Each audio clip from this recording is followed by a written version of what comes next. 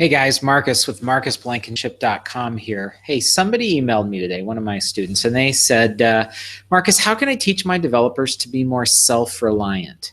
And this idea of self-reliant and being self-sufficient, I hear it a lot. It's a great question. And, it made me think about a couple of things. So I guess here's some of the advice. First of all, I think that when you have developers that are coming to you and they're getting stuck really quickly, first, you've got to send them back to dig on their own and to learn. Now, you can pair with them and you can sit down and say, here, I want to show you how to do it. But if you simply let them say, well, Marcus, I'm stuck, so I'm going to give the task back to you, and then you take it back, you're not doing them any favors. Or you say, okay, well, you're stuck, go work on this other thing. Here, go do that. The reality is whatever thing they're stuck on is exactly what they need to learn. So that is a training opportunity. You may not have time in the middle of a production outage to teach them right then, but you need to put it on a list, and that needs to be something that you're going to meet back with them and talk to them about. I see this also a lot when developers, they get confused. They're not sure the context to make good decisions in.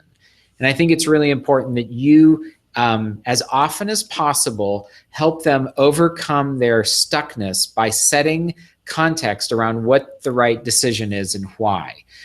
There are different decisions we make in different environments, for example. How you work around your local machine is different than how you work on test, which is different than how you work on production, things like that.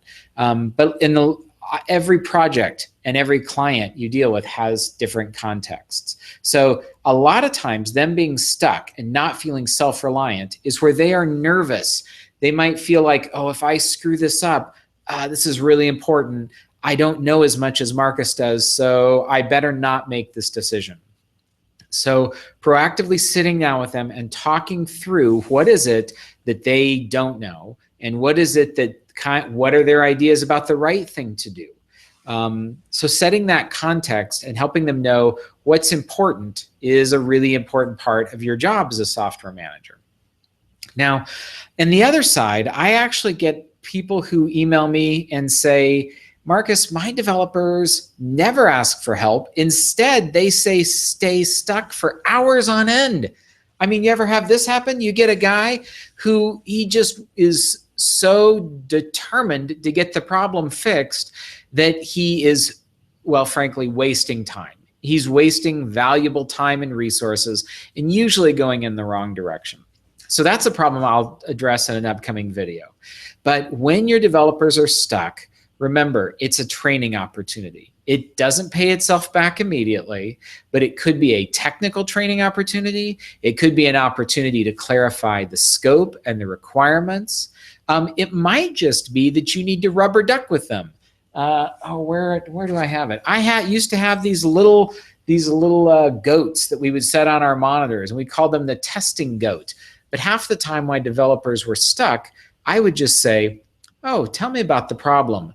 And as you know, they would say, blah, blah, blah. Oh, I figured it out. I got it. Let me go back and do it. So I gave them all this little goat that sits on their monitor, and I said, before you come and tell me the problem, tell the goat the problem. And my guess is half the time that's going to solve it for you. You're going to talk it through, and just that act of explaining it is going to reveal something new. I also think it's important that you communicate your expectations to your developers about how self-reliant you want them to be. For example, some people might go too far the other way.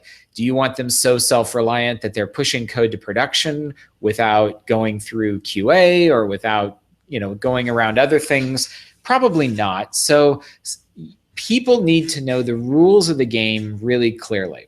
And again, this is especially hard when you move into software management, when you're leading the team, because all of a sudden you have a whole plethora of other tasks and people you have to deal with. So taking the time to sit down and be extra detailed in your requirements, be extra detailed as you assign tasks. When you assign a task, one of my favorite things to do to keep people from getting stuck is to say, I want you to go away for half an hour and think about this and look through and think, what am I going to have to do? And then I want you to write out a brief plan of what you're going to do. And before you change any code, I want you to bring it back to me. That forces the person to think through all that needs to be done, to put together a technical approach. These are the files that have to be changed. These are the database tables have to be changed, blah, blah, blah. And that's where 99% of the questions can surface beforehand. And then you and the developer can have an intelligent conversation in the context of the project. So I think it is completely achievable to help your team become more self-reliant. And next time we'll actually talk about when developers, they're not self-reliant, but they're stubborn and they don't want to give up. And that's actually to their own detriment. I'm Marcus at marcusblankenship.com. My goal is to help you become a better software manager and for us to together be proud of the work that software management does. Join my list at marcusblankenship.com and subscribe to my YouTube channel where you can get updates just like this. Take care. Good luck. Bye-bye.